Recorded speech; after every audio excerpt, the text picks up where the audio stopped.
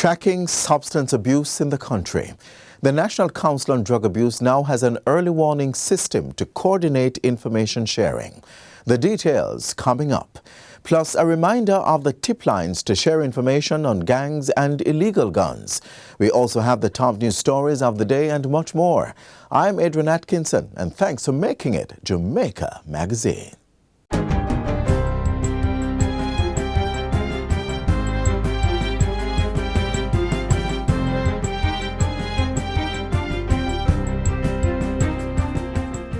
Good day, I'm Theodore Henry, and this is your JIS News for Thursday, September 5, 2024. Both the goods producing and services industries recorded minimal growth in the April to June quarter of 2024. The Planning Institute of Jamaica PIOJ is projecting that, for the period, the goods producing industry grew by an estimated 0.7% and the services industry by 0.1%.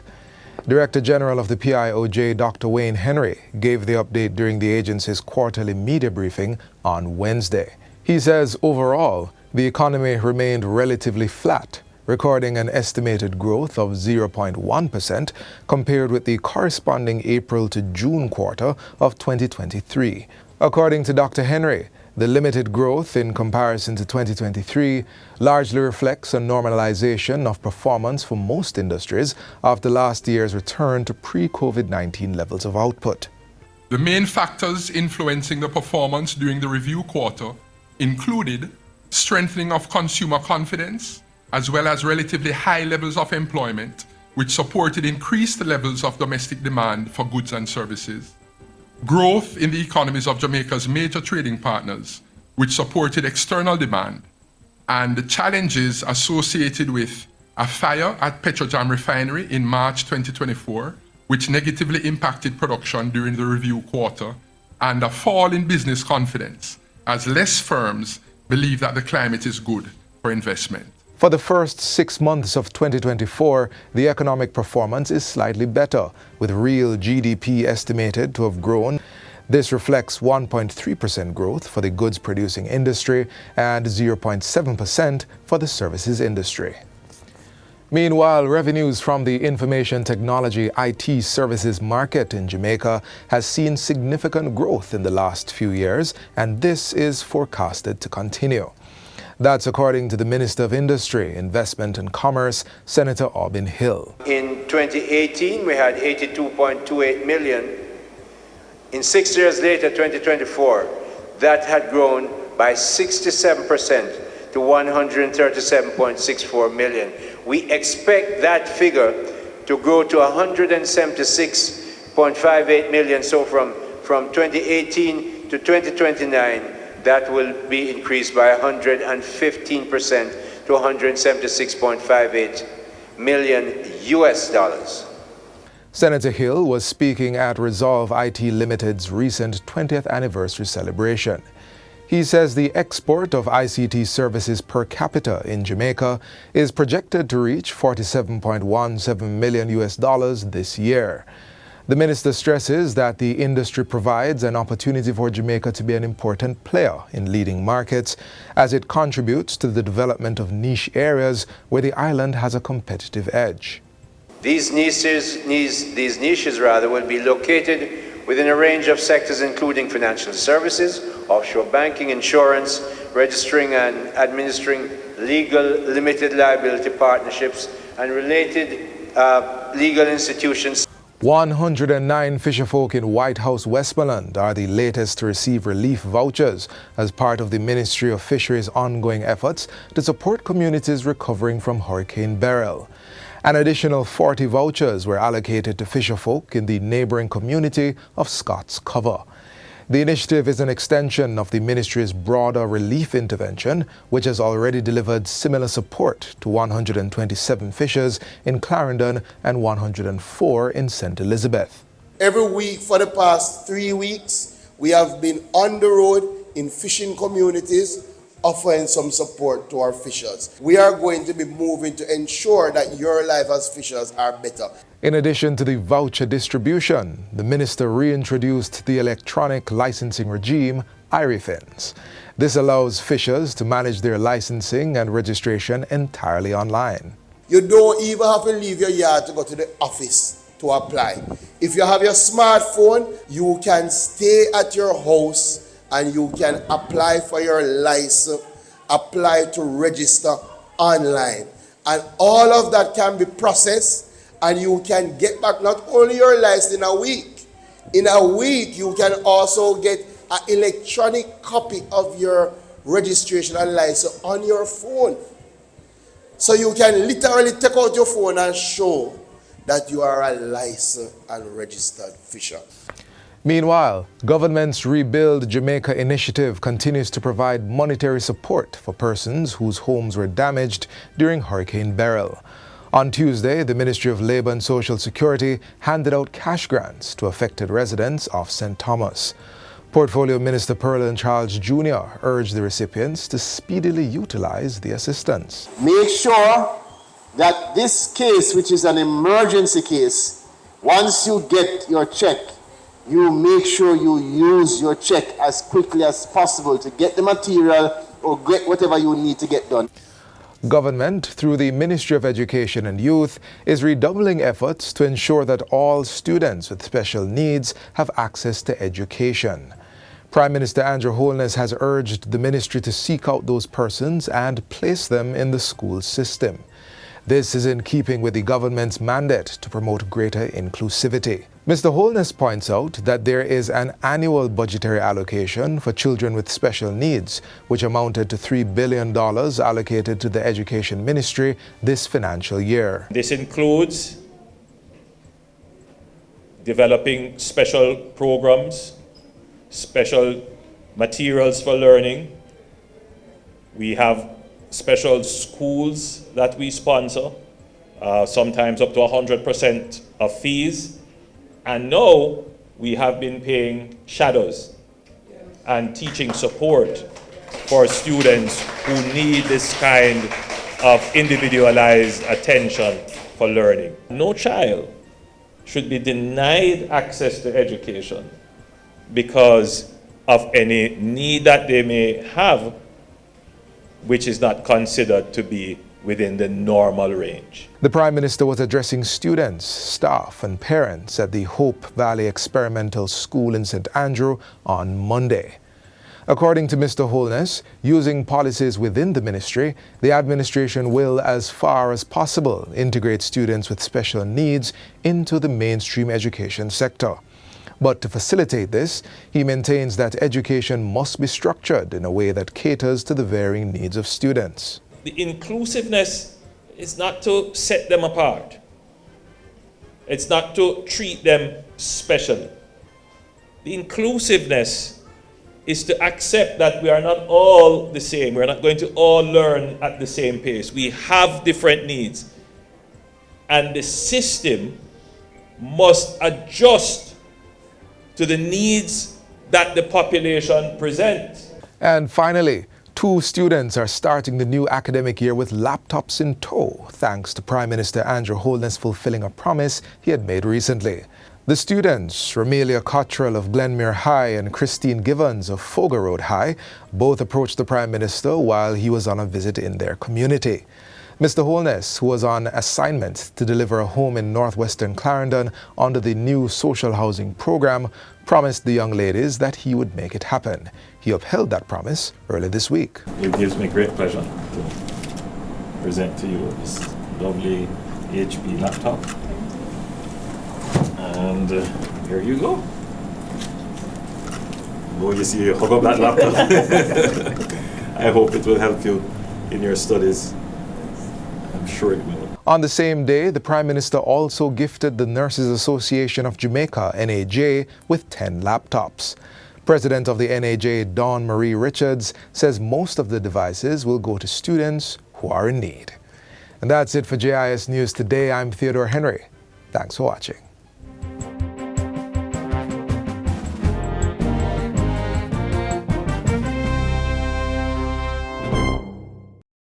Are you a PATH or Wards of the State applicant? Then this video is for you.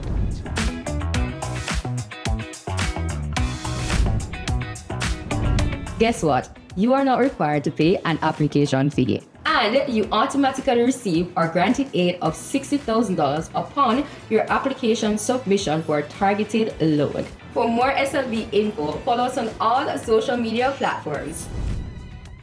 Up next, we look at the early warning system that is in place by the National Council on Drug Abuse to streamline information among a network of stakeholders. The details from research analyst Yuki Atkinson.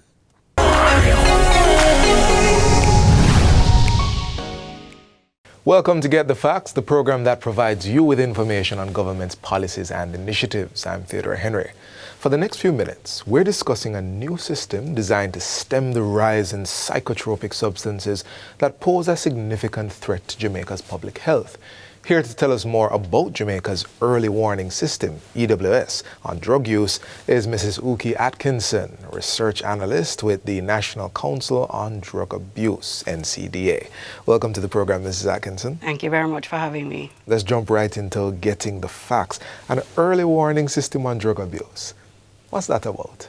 So really what an early warning system is, it is a network of interagency professionals designed to bring them together to rapidly exchange information on public health threats relating to drugs. Okay. So we have, as you know, we launched this system on February 2nd, 2024, and Jamaica is very proud of the fact that we were able to launch the system. Right. Because what it is that these key actors in the field of drug control are now able to exchange very important information, develop strategies based on the level of risk that entails from some of these new substances that are in our midst. Right. And some of these new substances can create significant challenges for both public health and public security. And so our network right now entails, we meet on a regular basis, we exchange information from the law enforcement sectors. So we have various actors from various departments, from the Jamaica Constabulary Force, we have Narcotics Division, we have Customs on board, we have the Institute of Forensic Science and Legal Medicine, right, because it is very important for us to chemically analyze some of these new psychoactive substances. And I'll talk a little bit more about these NPS. Okay, so there's broad scale collaboration. Broad scale. We have emergency medicine professionals, we have mental health professionals, the NCDA network, the Jamaica Fire Brigade, civil society. It is broad. It is broad, but all of these that you've mentioned so far sound local. I understand that there are international partnerships involved as well. Tell us a little bit about those. Yes, so internationally, the whole reason for early warning systems across countries stem from the emergence of what are called new psychoactive substances, NPS. Right. These are substances which are chemically put together basically clandestinely, meaning they're illegal, they're done in secret, they're not controlled by international conventions. And if I can interject here, they're not necessarily put together in Jamaica. Well, we hope not. But from information, what is happening regionally is that, as close as Trinidad and Tobago, they discovered a methamphetamine lab. So we are not immune. Absolutely. So the international partners include the Organization of American States. They have the Inter-American Drug Abuse Control Commission. There is a cooperation program between the EU, Latin America, and the Caribbean called COPALAD. There is the United Nations Office on Drugs and Crime, UNODC. There's EMCDDA, the European Monitoring Center on Drugs and Drug Abuse, Drug Addiction. So what these agencies have done is to help to build our capacity locally and in the region to develop these systems. They've helped us with technical assistance. They have built our capacity to learn about different ways of collecting and generating and assessing these drugs that are emerging. So, it's not just that we're waiting every 5 years to do a survey, a national survey, to find out what the problems are among our our people, Right. we are now able to rapidly respond to a threat. And a threat may pose in different ways. Somebody may end up at an emergency room in a hospital with a drug overdose. Right. Right? I mean, based on what is happening very close to us in North America, there were over 70,000 related overdose deaths due to opioids like fentanyl in 2021, and this is happening rapidly. And we do know that these are passing through our shores because the Caribbean is a transshipment point. Right. There are also seizures that may take place with substances that need to be chemically analyzed. So the early warning system is not a long, you don't wait long to be able to determine what is happening. You rapidly exchange the information, assess what the risk is, and then determine, do we need to issue a national level alert, or do we need to let medical professionals or law enforcement professionals or other islands be aware of what is happening so that we can address the threat adequately. And tell me if I'm getting this right. This already the plays and benefits from the NCDA's level of partnership on the field already, so you don't need to go and find somebody to chemically analyze. No, we are already doing there. it. Yes, we're absolutely doing it, and we have the system up and running. The only loophole would be that it is not a legislative framework that has us operating. In other words, in Europe and in other countries, there are legal mandates that operate for the early warning systems to be sustained. Gotcha. Right now, we are relying on the goodwill and the significant interest of our partners to be able to continue the system. We'll talk some more about that, but I'm very curious how the EWS will impact interventions, especially when it comes to mental health issues resulting from drug abuse. Is there any correlation? Well, let's just put it this way. Mental health and drug use are inextricably linked. You're not just sure which one comes first, the chicken or the egg. There are people who have mental health issues, who use drugs to self-medicate. There are people who have drug use disorders, who because of their drug use disorders, they've developed mental health disorder. More broadly, the early warning system will help to flag issues that are arising among mental health patients. So we may see where mental health patients in a particular region or parish or community are starting to use some of these new substances or using things in different ways. I can give you an example. Just recently, this week, we did a focus group discussion among some high-risk youth, about 18 of them. And they were able to tell us of people who they see injecting drugs in their community. Wow. Now, this is a serious development for which the early warning system can rapidly respond, because what is it that these people are injecting? Right. Typically, Jamaicans are not injection drug users, but the landscape of drug use is changing. And we need to be critically aware of that and respond to it.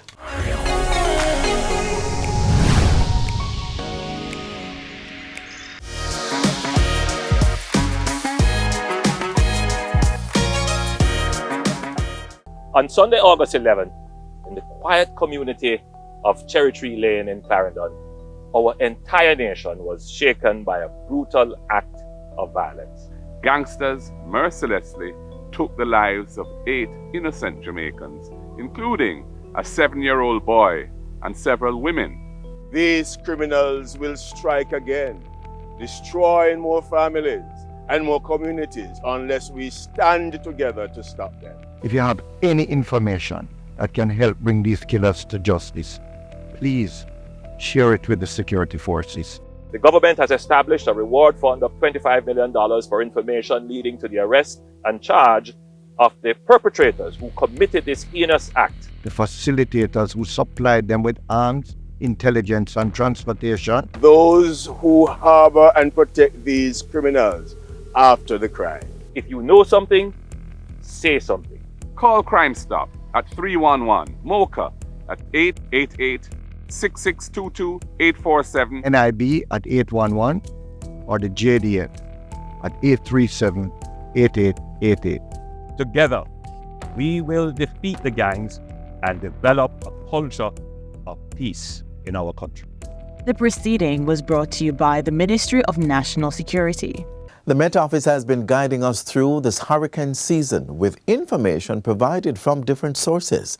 The process includes placing devices in the eye of the storm.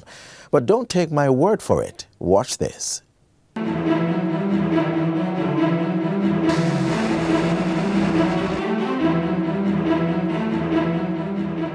Atlantic hurricane season runs from June 1 through to November 30. These dates historically describe the period when most tropical cyclones form in the Atlantic basin. A number of tools are used, like satellites, radars, and computer models, to determine where a hurricane will go and how intense it will be. But a critical part of forecasting is done by the specially equipped NOAA aircrafts called Hurricane Hunters, which collect data through high-flying meteorological stations. That will be transmitted back to the Hurricane Center and then made available to all the region, including Jamaica.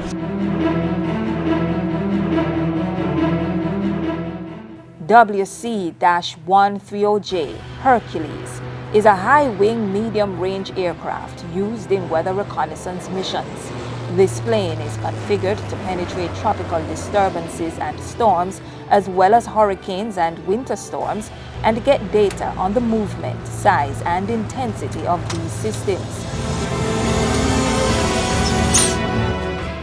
The NOAA Gulfstream model, nicknamed Gonzo, is a high-tech, high-flying, and high-speed twin-engine jet that flies around and over developing tropical cyclones to create a detailed picture of the surrounding upper atmosphere.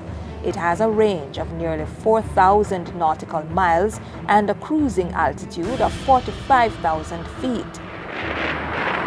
The Lockheed model, nicknamed Kermit, is in a class by itself. Formulated with unique scientific instrumentation, radars, and recording systems, the Kermit is able to do horizontal and vertical scans of storms.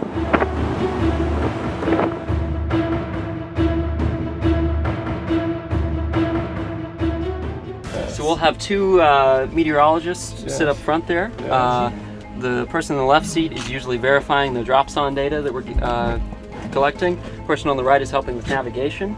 The station behind that is where our radar operator sits. So we've got a radar in the nose and a radar in the tail collecting data for us. This is where all of our data systems reside. And then back here is where we're actually dropping the sondes. So we'll prepare one of the sondes here, pass it over to that guy. He'll prepare it there just so we have a backup just in case this computer goes dead or that computer goes dead. Once the sonde is ready to go, close the door. Cutting through the eye wall of a hurricane, lashed by extreme winds, dazzling rain, and fierce updrafts and downdrafts before entering the calm of the storm, probing every wind and pressure change during the course of 8 to 10 hours. So why aren't these aircrafts torn apart during these flights? Well, they are generally not destroyed by strong winds while in flight. It's the sheer or sudden change in horizontal or vertical winds that can destroy an aircraft or cause its loss of control. That's why NOAA Hurricane Hunter aircraft don't fly through tornadoes, but they are always monitoring for hotspots of severe weather and shear that they can often identify on radar and avoid if it's too severe.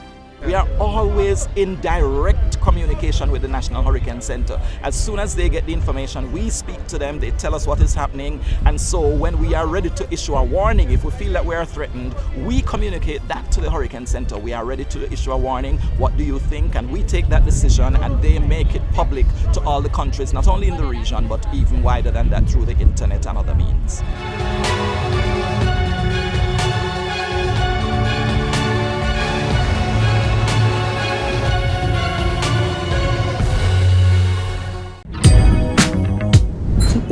Friend, it's the best decision we've ever made to further our education. We finally have our dream jobs that will allow us to enjoy other things in life. The Students' Loan Bureau did this for us, you know. Yes, girl, it was a lot of work, but we made it. All I have to start thinking about right now is to repay my student loan, and with SLB's low interest rate, I won't feel burdened at all. Well, I have other things to focus on right now. Loan repayment can stay for later.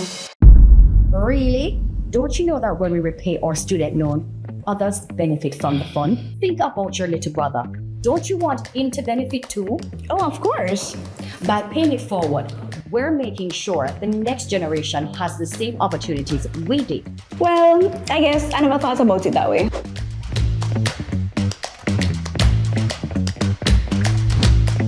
I'm happy we had this conversation. Oh, absolutely. Let me get on it right now. Yeah, man. Let's make sure others can achieve their dreams too. Visit our website at slbja.com for more details and follow all our social media platforms to be in the loop. My name is Courtney Coley. I'm a Deputy Superintendent of Police assigned to the Community Safety and Security Branch. The Jamaica Constabulary Force has pledged to serve, protect, and reassure the people of Jamaica, as well as visitors to our shores. With courtesy, integrity, and proper respect for the rights of all. The last academic year brought with it a number of challenges, particularly around school violence. The Jamaica Constabulary Force, in partnership with the Ministry of Education and Youth, as well as other stakeholders, have embarked and will continue to embark on initiatives aimed at reducing these incidents of violence. One such program is the Safe Schools program. This program sees police officers partnering with school administrators to realize a safer school environment. These police officers have received training and are referred to as school resource officers. Currently, 40 additional police officers are being trained to bolster what already exists. The program will see members of the Jamaica Constabulary Force out in their numbers in schools. Additionally, police officers will be deployed at transportation centers and hubs, school corridors, major roadways, and any other place that students are likely to congregate before and after school. The Jamaica Constabulary Force is a force for good. What we're asking the public for is their usual support, patience, and understanding. It is only together that we are stronger. Let us join hands and hearts and see to the safety and security of our nation's youths. Thank you.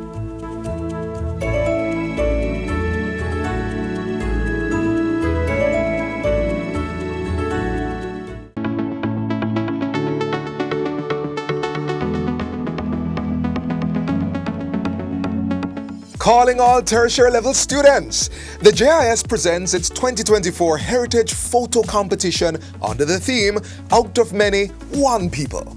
Capture the beauty of our culture and history through your lens for a chance to win amazing prizes.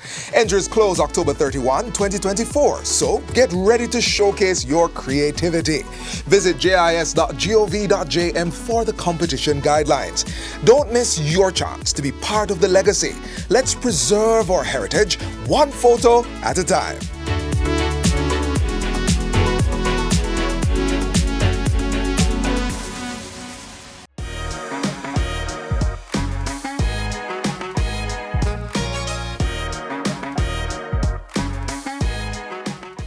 This is where our journey ends, but only for today. Do join us again tomorrow and we'll bring another informative program.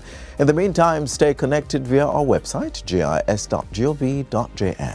And while you're online, send your feedback to Jamaica Magazine at gis.gov.jm or via X at JIS News.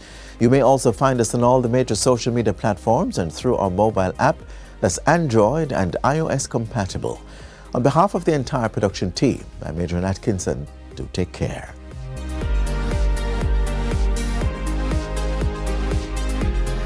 This has been a production of the Jamaica Information Service, the voice of Jamaica.